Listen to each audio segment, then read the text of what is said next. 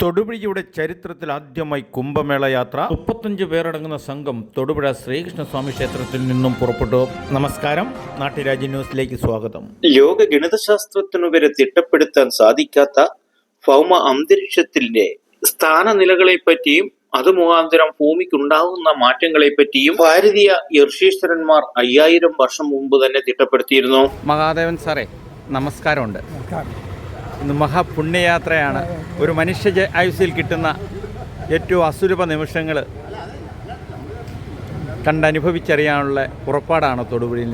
തൊടുപുഴ ശ്രീകൃഷ്ണസ്വാമിയെ നമിച്ചുകൊണ്ട് മഹാകുംഭമേളയ്ക്ക് യാത്രയാവുകയാണ്. ഞങ്ങൾ 35 പരം ആൾക്കാർ തൊടുപുഴയിൽ നിന്നും ത്രിവേണി സംഗമ സ്ഥലത്തേക്ക് യാത്ര ചെയ്യുകയാണ്. ഇനി ഇങ്ങനൊരു യാത്ര എന്ന് പറഞ്ഞാൽ 144 വർഷങ്ങൾക്ക് ശേഷമേ ഉണ്ടാകൂ. 12 വർഷം കൂടുമ്പോൾ ഒരു കുംഭമേളയും, അതുപോലെ 12ാമത്തെ കുംഭമേളയാകുമ്പോൾ മഹാകുംഭമേളയും ആകും. എന്താണ് ഈ മഹാകുംഭമേളയുടെ പ്രത്യേകത? നമ്മുടെ എല്ലാ ആചാരങ്ങളും ഗ്രഹങ്ങളുടെ പകർച്ചയെ അനുസരിച്ചാണ് നിശ്ചയിച്ചിരിക്കുന്നത്. ഈ മഹാകുംഭമേള സമയത്ത് ചന്ദ്രാദി, ശുക്രാദി 8 ഗ്രഹങ്ങൾ ഒരേ നിലയിൽ വരും. അത് 144 വർഷത്തിൽ ഒരിക്കൽ മാത്രമേ അങ്ങനെ ഉണ്ടാവുകയുള്ളൂ. ഈ കഴിഞ്ഞ 28-ാം തീയതി അങ്ങനെ ഒരു ഗ്രഹങ്ങളുടെ പരേഡ് തന്നെ നടക്കുകയുണ്ടായി. ആ സമയത്ത് നമ്മൾ പ്രയാഗ പുണ്യതീർത്ഥത്തിൽ മുങ്ങിക്കുളിച്ചാൽ സകല പാപങ്ങളും പോയി പുണ്യമായി നമുക്ക് തിരിച്ചു പോരാൻ കഴിയും. പക്ഷേ ഒരു കാര്യം നമ്മൾ ഓർക്കണം, ഈ 144 വർഷത്തിൽ ഒരിക്കൽ ജീവിക്കാൻ സാധിച്ചു തന്നെ മഹാഭാഗ്യമാണ്. ഒന്ന് ആലോചിച്ച് നോക്കൂ, 12 വർഷം കഴിഞ്ഞ് ഒരു കുംഭമേള ഉണ്ടാകുകയുള്ളൂ. 12 വർഷം ഇനി എത്ര പേര് ജീവിച്ചിരിക്കും? 144 വർഷം അടുത്തത് കഴിയണം ഇനി ഒരു കുംഭമേള ഉണ്ടാകണമെങ്കിൽ. അതായത് അടുത്ത ജനറേഷന് പോലും ഒരു പക്ഷേ അത് കാണാൻ കഴിയുമോ? ഇന്നൊരു കുട്ടി ജനിച്ച ആ കുട്ടിക്ക് പോലും ഒരു മഹാകുംഭമേളയിൽ പങ്കെടുക്കാൻ കഴിയില്ല. 144 വർഷം. ഭഗവാന്റെ ആശംസകൾ. തൊടുപുഴ ശ്രീകൃഷ്ണ ഭഗവാൻ തുണയായി കൂടെ ഉണ്ടാവട്ടെ. പോയി വരുന്നവരത്തേക്ക് മഹാദേവ പ്രാർത്ഥിക്കുന്നു. അമൃതനു വേണ്ടി ദേവന്മാരും അസുരന്മാരും പട നയിച്ചപ്പോൾ ധന്വന്തരി ദേവി പ്രത്യക്ഷപ്പെട്ട് അമൃതമായിട്ട് പോയപ്പോൾ ആ കുടത്തിൽ നിന്നും അമൃത് വീണ സ്ഥലങ്ങളാണ് കുംഭമേള ഇന്ന് നടക്കുന്ന ഉത്തർപ്രദേശിലെ പ്രയാഗ്, കരിദ്വാർ, ഉദ്ധാർ, നാസിക്. ഈ 4 പുണ്യസ്ഥലങ്ങളിലായിട്ടാണ് കുംഭമേളയുടെ സ്നാനം നടക്കുന്നത്.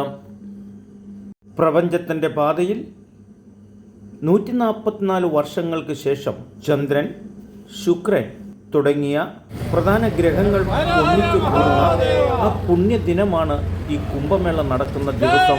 ഭാരതീയ ഗണിതശാസ്ത്ര പ്രകാരം ഋഷീശ്വരന്മാരും സന്യാസിമാരും 5000 വർഷങ്ങൾക്ക് മുമ്പ് തന്നെ ഇത് കണക്കുകൂട്ടി പ്രവചിച്ചതിൻ്റെ ഫലമായിട്ടാണ് ഹിമാലയത്തിൽ നിന്നും ഋഷീശ്വരന്മാരും സന്യാസിമാരും അവിടെ എത്തി സ്നാനം ചെയ്തിരുന്നത്.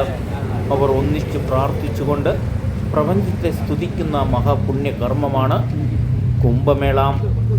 45 കോടി വിശ്വാസികളെ ഉൾക്കൊള്ളാൻ സജ്ജമാക്കിയ പ്രയാഗ് നഗരം ഇന്ന് ലോകാത്ഭുതങ്ങളിൽ വിശ്വാസത്തിന്റെ മഹാ അത്ഭുതമായിക്കൊണ്ടിരിക്കുന്നു. വിശ്വാസികളുടെ സൗകര്യത്തിന് അവിടുത്തെ സർക്കാർ ഏർപ്പെടുത്തിയിരിക്കുന്നത് 4000 ഹെക്ടർ സ്ഥലം.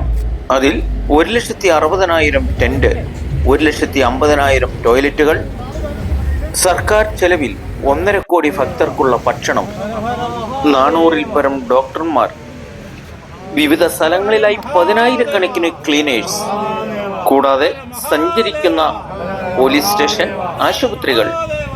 ക്രമസമാധാന നില നിലനിർത്തുന്നതിന് ത്രിവേണി സംഗമ സ്ഥലത്ത് 50,000 പോലീസുകാർ, മേള നിരീക്ഷിക്കുന്നതിന് ആകാശത്ത് ഡ്രോണുകൾ, ക്യാമറകൾ, വെള്ളത്തിനടിയിൽ റോബോട്ടിക് ക്യാമറയുടെ പ്രവർത്തനവും ഭാഷാ വൈവിധ്യങ്ങൾ മനസ്സിലാക്കുന്ന വിദഗ്ധരുടെ സേവനങ്ങൾ, ഡിജിറ്റൽ സംവിധാനങ്ങൾ. എല്ലാ വിശ്വാസികളെയും ഭക്തരെയും ദൈവതുല്യമായി കണ്ടുകൊണ്ട് ലോകത്തൊരുക്കിയിരിക്കുന്ന ഏറ്റവും വലിയ സംവിധാനങ്ങളാണ്. ഇത്രയും ജനം ഒന്നിച്ചു കൂടുന്ന ഈ സ്ഥലം ഇന്ന് ലോകരാഷ്ട്രങ്ങൾ തന്നെ ഉറ്റുനോക്കി ശ്രദ്ധ ചെലുത്തിക്കൊണ്ടിരിക്കുന്നു. ഈ കുംഭമേള യാത്രയ്ക്ക് സുദർശനം എന്നാണ് നാമോദയം ചെയ്തിരിക്കുന്നത്.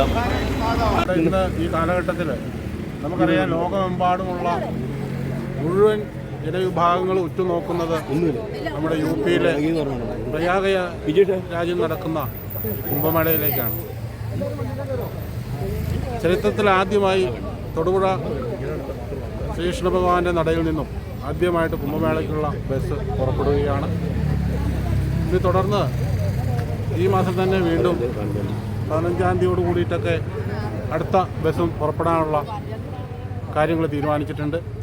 തൊടുപുഴ ക്ഷേത്രം ഭരണസമിതി ബിജുകുമാർ, RSS സംഘപ്രചാരക് പ്രശാന്ത് എന്നിവർ ബസ്സിന് ഫ്ലാഗ് ഓഫ് ചെയ്ത് വിശ്വാസികളെ പൊന്നാട അണിയിച്ച് അനുഗ്രഹ ആശംസകൾ നൽകിക്കൊണ്ട് പുണ്യയാത്രയ്ക്ക് മംഗളാശംസകൾ നൽകി.